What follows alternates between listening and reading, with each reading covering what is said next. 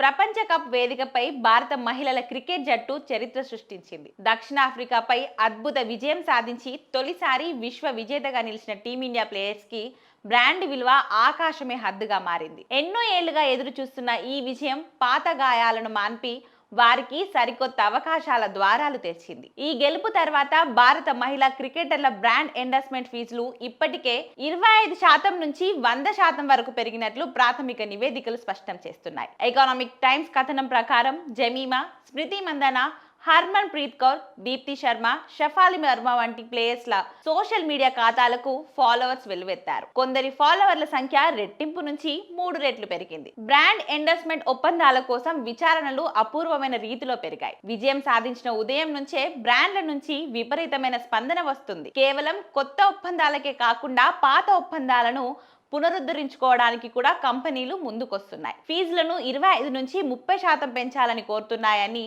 Baseline Ventures managing director Tushin Mishra తెలిపారు. ముఖ్యంగా ఆస్ట్రేలియాతో జరిగిన సెమీఫైనల్స్ లో 127 పరుగులతో అజేయంగా నిలిచి జట్టును ఫైనల్స్ కి చేర్చిన జమీమా బ్రాండ్ విలువ ఏకంగా 100% పెరిగింది. ఆస్ట్రేలియాతో మ్యాచ్ ముగిసిన వెంటనే మాకు వినతుల వెల్లువ మొదలైంది.